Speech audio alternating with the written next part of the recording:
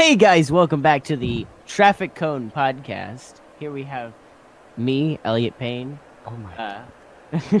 I'm joined by Jett Baskin. Dominik Rose. and today we're going to be looking at Hamlet, specifically looking at some themes found. So I've got a couple of quotes. I'll start. First of all, I want to just address that the theme that I am focusing on the most is appearance versus reality. Claudius says, "Gertrude, do not drink," and Gertrude responds with, "I will, my lord. I pray you, pardon me." There's a line afterwards that says, "Aside, Claudius, it is the poison cup, it is too late." Looking at poison as a whole, I thought was a good example of appearance versus reality because, as you see, it appears to be just an ordinary cup. That's a simpler explanation of how it relates. Elliot, if I may, didn't they drop a pearl into that cup? Yeah. The cup is poisoned because of the pearl. I feel like what would be something very interesting to point out is that it's a pearl. It's something that is very pleasing to the eye, but yet it being a pearl, that itself is also something worthy of being mentioned if we're going with appearance versus reality, because appearance, it looks good, but reality, it's poisoning the drink. Any other further thoughts on the thing? Alright, well, I do have another one. So, the gravedigger says, "Is she," which is Ophelia, "to be buried in Christian burial when she willfully seeks her own salvation?" Other, I'll tell thee, she is. Therefore, make her grave straight. The crowner hath set on her and finds it Christian burial. Gravedigger, how can that be unless she drowned herself in her own defense? Other, why 'tis found so. The question is, what was her intention? Was it just an accidental thing? Based off of the literary stuff that we know from, I think the parallels between Hamlet and Ophelia suggest that it is suicidal. The appearance is that she just fell into the lake, but in reality, it was suicide. That's how I interpret it. Didn't it specifically say it's the action? It reads that Ophelia comes in insane. So I think when looking at this from a perspective of appearance versus reality, I think it's easy to consider the madness aspect, especially since she's being compared to Hamlet. So I'm just going to jump into one of my quotes, which says, "I must be idle," which refers to how Hamlet is faking his insanity. Specifically in the translation, it says, "I must act crazy again." I think even though it is mainly action versus inaction, the idea of appearance is extremely prevalent in the situation, and how Laertes reacts to what happens. It's the idea of what is actually happening and the reasons why they are happening that we can look at that from a appearance versus reality perspective. I like to point to page 202. So it says, "Enter ghost, save me and hover o'er me with your wings, you heavenly guards. What would your gracious figure?" And Gertrude responds, "Alas, he's mad." So that first part was Hamlet talking. So this, I think, challenges the idea that possibly Hamlet truly is mad because Gertrude is unable to see the ghost. I think personally that this is an example of Hamlet being rather mad, of Hamlet truly being mad and not sort of abandoning the acting idea. I can easily see that, and the queen can't see it. But I don't think this has always been the case, considering how the others have seen the ghost before Hamlet. I think this is sort of an implication of a progressive change throughout the book, especially as the acts keep going on. I was going to actually speculate more on why Gertrude didn't see the ghost, because if I remember right, it's the guards that notify Hamlet of the wandering ghost. It's obvious that other characters are seeing the ghost of King Hamlet, but why isn't Gertrude? Maybe she can't see King Hamlet because I don't want to say aided in his murder. I'd like to stray away from speculation because at this point I think all we can do with this is like assume and guess. And I think I'd like to talk about something Hamlet said about Ophelia, and I want to talk about it from a meta-theatrical and a appearance versus reality perspective. So Hamlet says, "God hath given you one face, and ye make yourselves another's." In this quote, he's referring specifically to how women put on makeup, and essentially create this two-face. Now, what's important here is the current setting of the situation, because at this point in time that Hamlet is telling this to Ophelia, she is currently trying to find out the source of his sadness and madness, which is, I think, an easy way to interpret like two definitions of the and no, even three definitions of the situation. Not only is he talking about her makeup, there's also a reference to the fact that she's putting on a metaphorical face of pretending. So there's obvious appearances of reality, but I'd like to also connect this to the fact that it's meta theater, that she's acting in front of an audience with what could be seen as a second face, because the actor isn't actually Ophelia. Quick connection reminded me of I believe Shakespeare as a playwright would be much well aware of this, the historical origin of theater, which was in ancient Greece, and we studied this when looking at Antigone. The actors at that time would wear false faces in order to greater emphasize and show their emotions that they would or should be feeling at the time. I think is a further reference. I think that you watch a play and it appears as though you're seeing this story and you're seeing whatever, but in reality it is only just rehearsing their lines.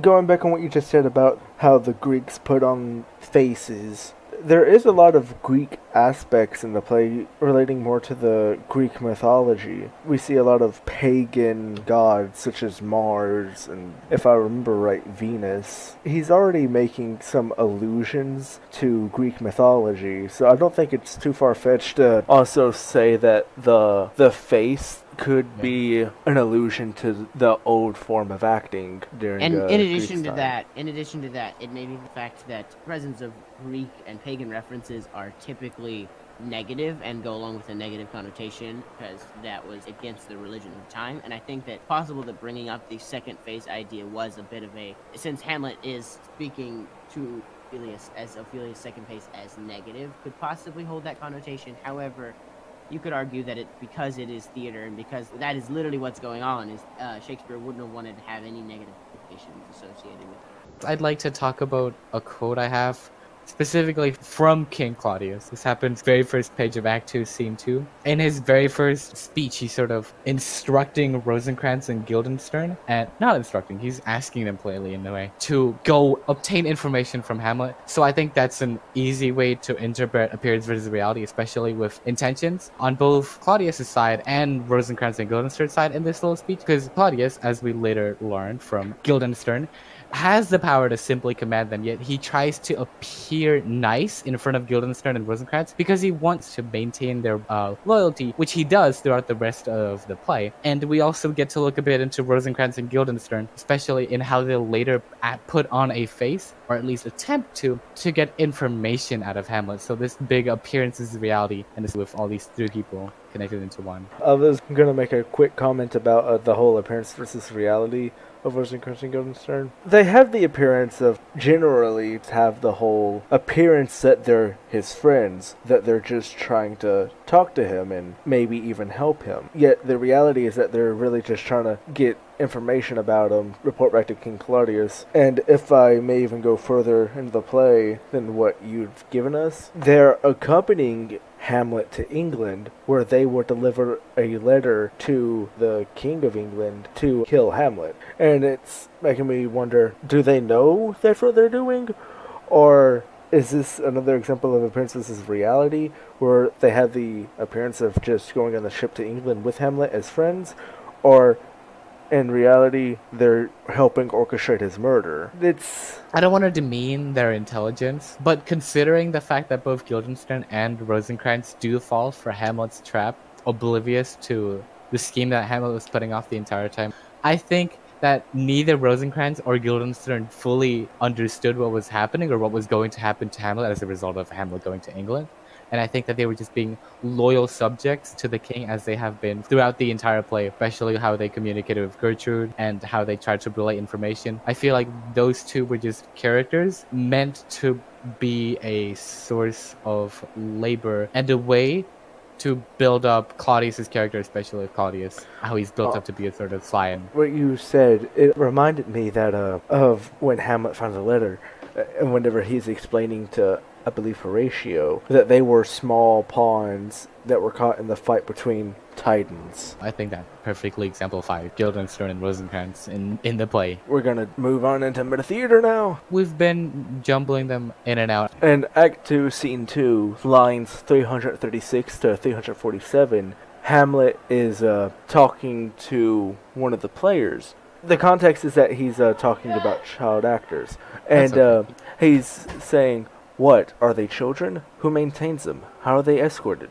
Will they pursue the quality no longer than they can sing? Will they not say afterwards, if they should grow themselves into common players, as it is most like if their names are no better, their writers would do them wrong to make them exclaim against their own succession? And it's this piece of meta-theater right here where I believe that Shakespeare is critiquing theater during his time for the employment of child actors, because the child actors, they would bring joy to the peasants, if I remember correctly, and that their only purpose was to make people smile and laugh and make them come see them be cute on stage. That sounds like it makes sense, but I thought that it was true jokes that was for the peasants, but maybe it was both. But I clearly remember him mentioning that the true jokes were for the peasants.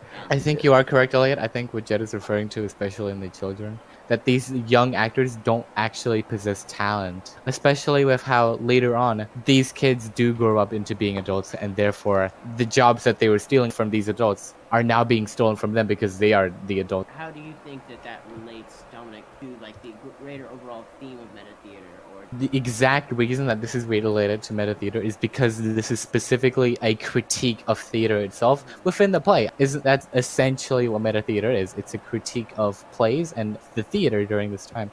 So I think putting in this opinion that Shakespeare could have had of child actors is clear in what it's trying to say, and its reference to meta-theater. It's honestly, in my opinion, Shakespeare showing concern for the future of theater because of child actors being in existence. I want to just harp on the very interesting fact that throughout the play, it seems as though Shakespeare is sort of using Hamlet as his, which is not something that we saw in Macbeth when we studied it as much, at least we look at it very much. But definitely you can see with Hamlet, he is Shakespeare. He's saying the things that Shakespeare wants to be saying and wants to be planning or discussing, but he's still involving him in his character. So sort of the idea of meta-theater, in a sense, rather than an actor in the play acting as though they are someone else, it is someone inside a play. It's an actor in the play acting almost as though they are someone in real life, being a voice to real life. Isn't that what meta-theater is? That the bigger image is the real world? That this is a critique of theater, which is a part of real life, especially at the time. That's true. But the way I saw meta-theater in this was the fact that they're discussing theater within theater and sort of questioning the audience to think, here's a play within a play. Is this a play? Not literally, but have that idea being brought into their head. Well, this is removing the play from the play and instead having Shakespeare there. Well, I feel like since it's a critique of play, it is therefore meta-theater. And quick little side note, since you brought up how Hamlet is almost like the voice of Shakespeare, if I remember right from our Shakespeare notes, was he not always as famous and rich as he was? What, Shakespeare? Yes, Shakespeare. Shakespeare was very popular during his time as a playwright. Obviously, he didn't start off rich, but yes, he was an idol. As we see in Hamlet, Hamlet is obviously, he's rich and everything, he's royalty.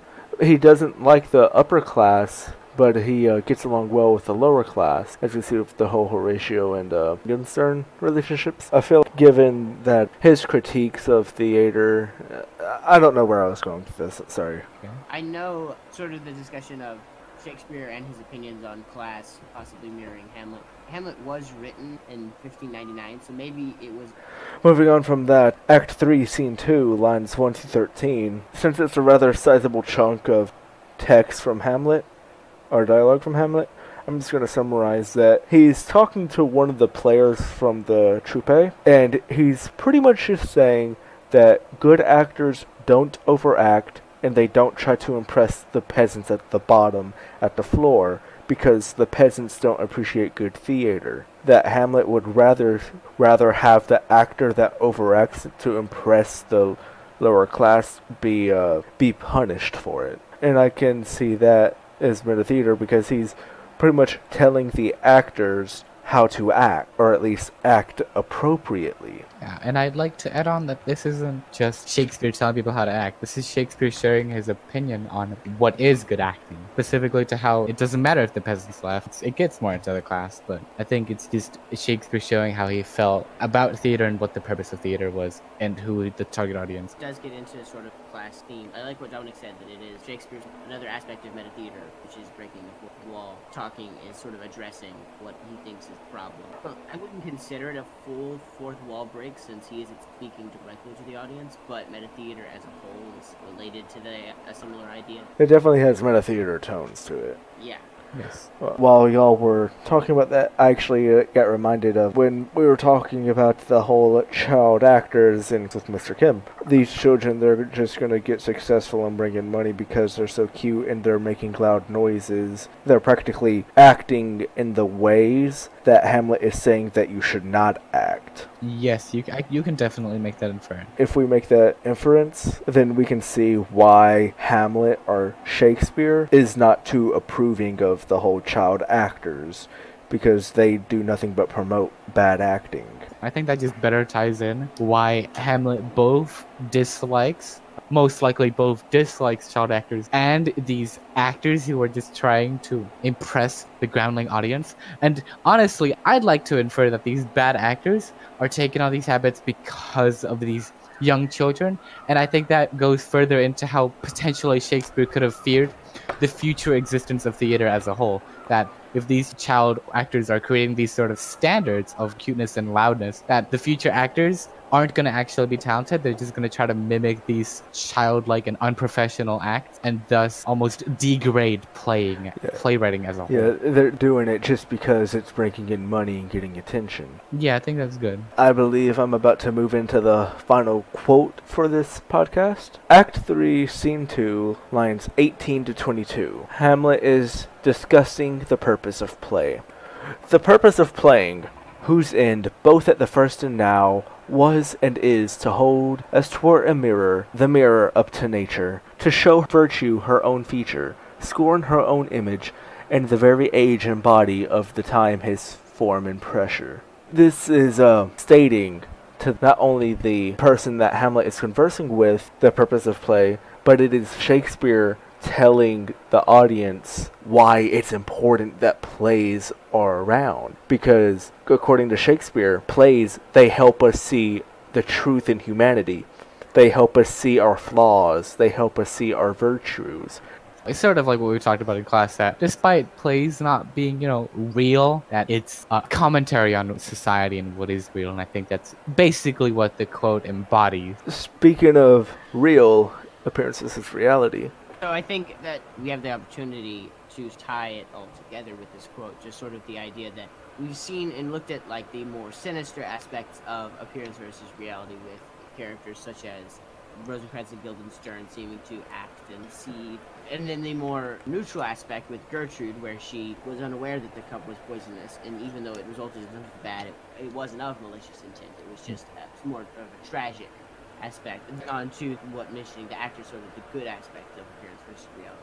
Yeah, the whole thing about this is that I feel like this quote, it's meta-theater, but when it's combined with the aspect of appearance versus reality, it kind of gives off this impression that plays themselves, that they are the appearance, but the reality is the message that they deliver to us, the truths they show. Yeah, the idea that theaters themselves are the appearance and that life is reality, and that theaters and life, that the globe and the theaters and what the theaters portray is essentially appearance versus reality. And I think it almost ties into the idea that Shakespeare had that the entire globe was just a play in this. Specifically, an ironic fact that the place where he performed his plays was referred to as the Globe Theater, which is the aspect of the actual Earth globe, condensing life as a whole down to theater, which definitely an aspect of Shakespeare being a little bit biased towards what mediums of art he found most beautiful.